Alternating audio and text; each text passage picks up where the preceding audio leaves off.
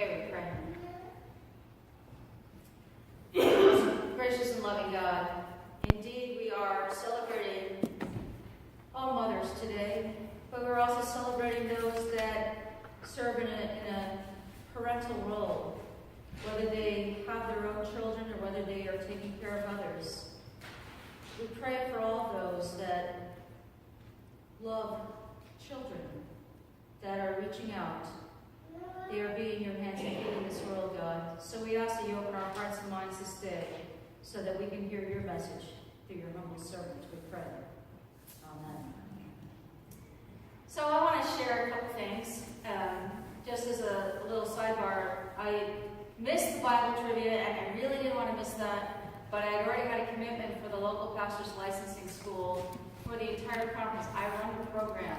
And so here I am, inspiring people to become pastors and totally exhausting them by the end of the week, because we start at 8 o'clock in the morning, we go to 9, 10 o'clock at night, each and every day. We did have some fun. We were able to have a campfire one night, and fortunately the weather held out that particular day.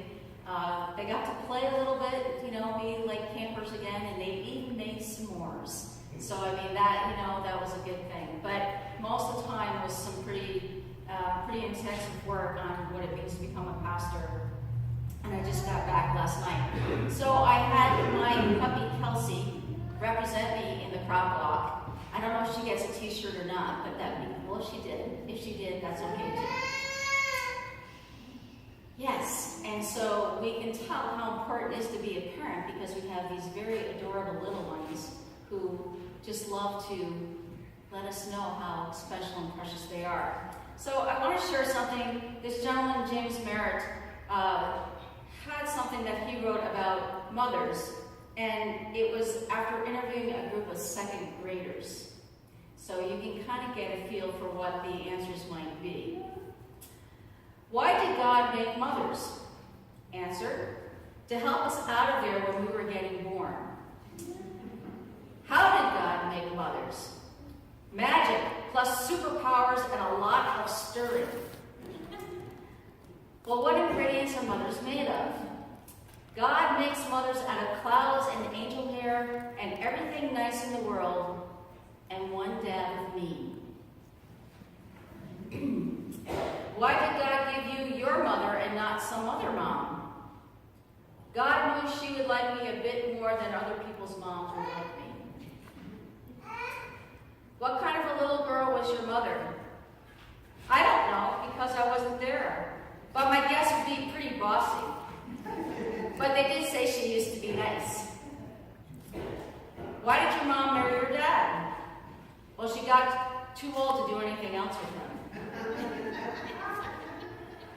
Who is the boss at your house? Mom is. She doesn't want to be, but she has to be because, I apologize to the fathers here, Dad is such a goofball. What is the difference between moms and dads? Moms work at work and work at home. And dads just go to work at work. What does your mom do in her spare time? Mothers don't do spare time. What would it take to make your mom perfect? On the inside, she already is perfect. But on the outside, some type of plastic surgery. Oh my gosh, these are second graders, mind you, okay? And if you could change one thing about your mom, what would it be? Hey. Benjamin. Benjamin. Hi, you coming up here? You coming up here? Now speaking of moms, here we go. Yeah. He's a one happy camper today. So the last question was, if you could change one thing about your mom, what would it be? And the answer was, I'd like her to get rid of those invisible eyes in the back of her head. We do have so many things that we can celebrate about moms, and I want to talk a little bit about a few things. Last year, I shared the story about I'll love you forever, I'll like you for always, for as long as I'm living by Baby O.B. And I shared that story about this book that was written by this gentleman, and he originally just wrote that song. He said, "I'll love you forever, I'll like you for always, as long as I'm living. Your baby, my baby you'll be." And the reason why he wrote that song initially was because he and his wife had 2 children that were born dead in childbirth. And so he wanted to let his wife know that no matter what, they would still love that child that, was born dead, was stillborn. But then they wound up adopting children and, raised a family that way. But because of that song, he wrote the book. And, the book was all about how, this mom would rock her baby back and forth and say that. And even as the kid kept growing older, the kid maybe sometimes would drive the parents nuts, or, his mother and all this. But at nighttime, when everything was quiet, she would sneak into his room and rock him back and forth. And she'd sing him that song. And in the book, it shows that she did it even when he became a grown-up man and had moved away on the other side of town. And then there was a point in time where, towards the end of the story, she gets too old to go see him. And so he comes to her. And he comes into her house. And he holds her and rocks her back and forth. And says, "As long as I'm living, my mommy, you'll be." And so it's a very powerful moment. And then he goes back to his house, and he has a baby girl. And so he starts the tradition over again with his baby girl. So it's a beautiful story, and it's always a great one to give to new moms because it's just a very powerful story. But it does speak to the fact that, sometimes life throws us a lot of curveballs, and we don't always sometimes we don't have healthy children. Something happens when they're born, or they're not born at all. Sometimes there are people who, whether they're too young or whether something happens in their life and they don't feel that they can be a parent. So they give their children up for adoption, and they pray that whoever adopts them, that child will grow up and have a healthy life and a successful life. And so they pray for that. And there's a TV series that was on, I think it's the Learning Channel or one of those, called The Long Lost Family. I don't know if any of you have ever seen it. This is where people, after they've grown up, they try and seek a birth parent, or if there's any living relatives. Sometimes it's for a health reason. Sometimes it's because whether they had a healthy growing up period in an adopted family, or they lived in foster homes, whatever it may be, they're still seeking that connection. They want to know who their biological parents are. Usually it's a mom, but not always.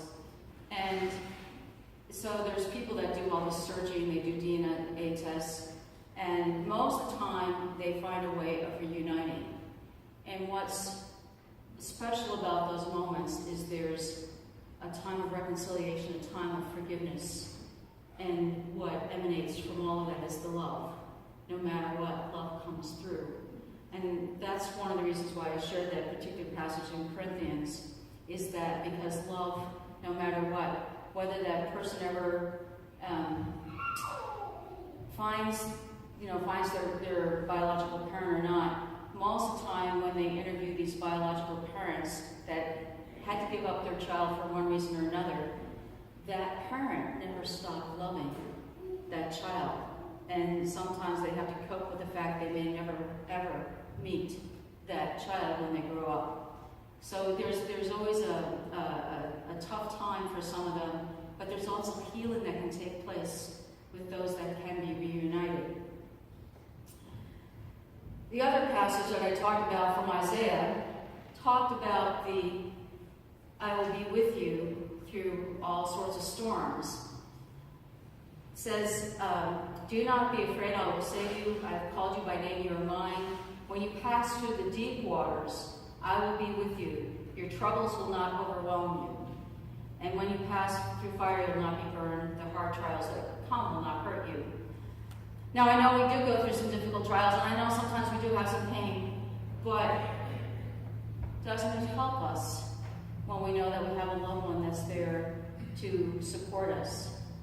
Doesn't it help us when, no matter what we are struggling with, there is somebody who loves us, and will be there and help give us the strength. Yes, we want God there, and we know that God is there with us, but for those that don't have Christ in their lives, it might be more of a struggle. If they don't have a family, if they don't have some loved one there, it's really, really difficult. And there's a lot of people that struggle throughout their lives. And you know, parents, and then my mom, she was great. She loved me anyway when I disobeyed her. I didn't do that a lot, by the way. I was not the one. My sister was the instigator, not me.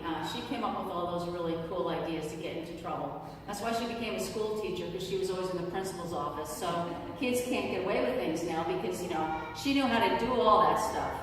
Now, the only reason why she did that was because our older brother, who was very, very bright, very intelligent, if my sister had the same teacher that she had years later from our brother, if the teacher said at the very beginning of the year, "Oh, I hope you'll be just as smart and just as good as your brother," well, that was the wrong thing to say. So she made sure that that teacher knew she was not our brother.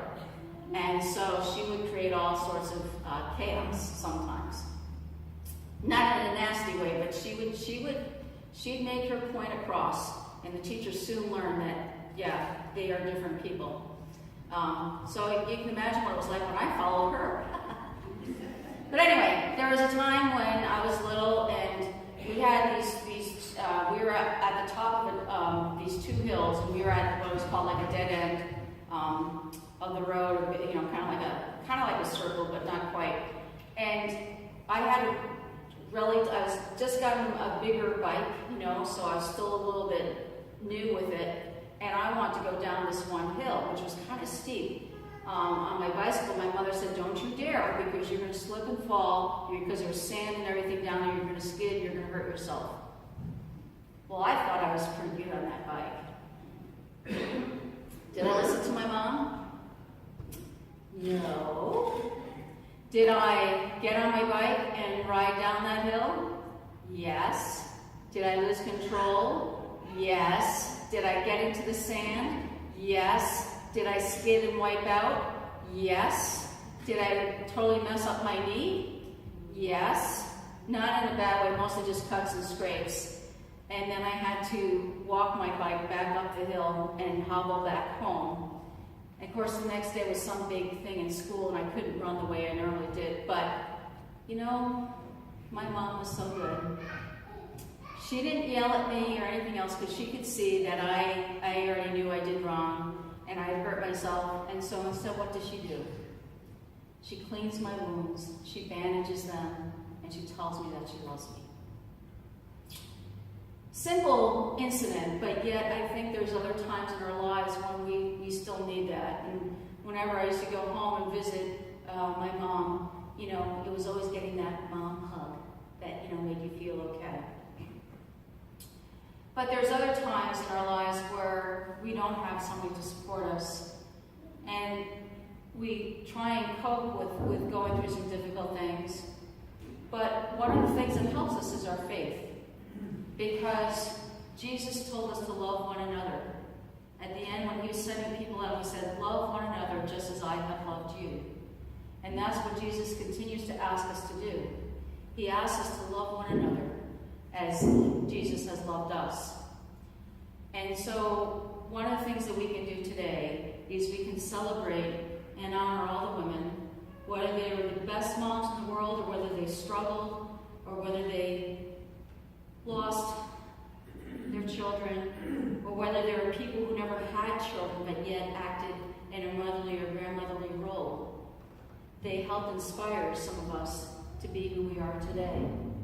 So I'm going to ask all the kids or grandchildren, whoever is here, to give your mom a hug or a grandmother a hug right now before we end. Your mom is back there, standing back there. Give her a hug.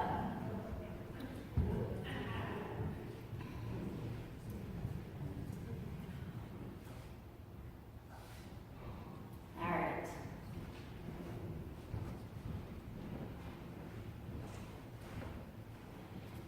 So I'd like to close in this prayer for mothers.